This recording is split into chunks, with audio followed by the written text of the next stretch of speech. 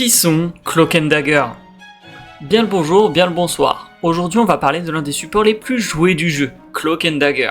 Je tiens à dire que je vais parler de leur première origin story. Il n'y a pas eu de grandes modifications depuis l'apparition des personnages dans le numéro 64 de la série de Spectacular Spider-Man en 1982. Notre duo du jour est introduit comme des justiciers, chassant un certain réseau de revendeurs de drogue, tuant des responsables.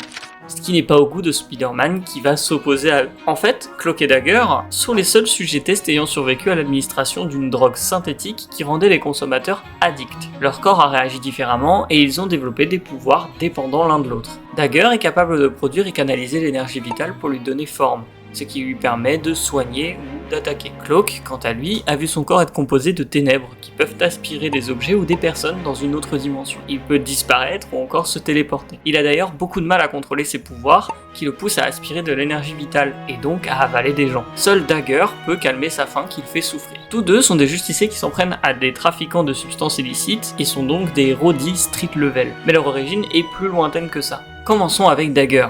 Tandy Bowen est la seule fille d'une famille riche américaine recomposée. Elle tente de se faire remarquer en pratiquant la danse classique, dans laquelle elle excelle. Mais sa mère ne prend aucun temps pour elle, prétextant avoir trop de travail. Et son beau-père essaie de lui montrer de l'amour, mais traumatisée par l'abandon de son père biologique, elle le rejette. Et n'ayant ni amis ni famille sur laquelle se poser, elle part à New York. Tyrone Johnson, lui, n'a pas grandi dans le même contexte.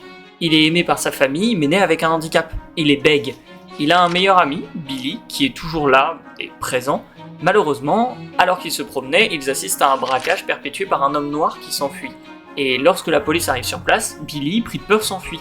Et alors que Ty tente désespérément d'expliquer la situation à l'agent, il n'arrive pas à finir sa phrase à cause de son bégaiement et l'officier abat son ami. Traumatisé, il part pour New York. Il arrive en même temps que Tandy, qui est victime d'un vol, mais son futur ami l'aide. Elle le remercie en lui payant à manger et lui propose même de payer l'hôtel. Mais il refuse et est alpagué par des inconnus qui veulent l'aider à lui donner un logement gratuitement. Il accepte avec Tandy, mais ils sont drogués et enlevés, et vous connaissez la suite. Le duo a eu droit à quelques séries de comics, mais apparaît surtout dans d'autres équipes, comme Runaways ou Marvel Knight. Ils ont même fait partie des X-Men à une certaine période. D'ailleurs, la question d'une mutation s'est posée. J'ai fait les recherches pour vous, et non. Officiellement, ils ne sont pas mutants, mais mutés. Oui, il y a une différence.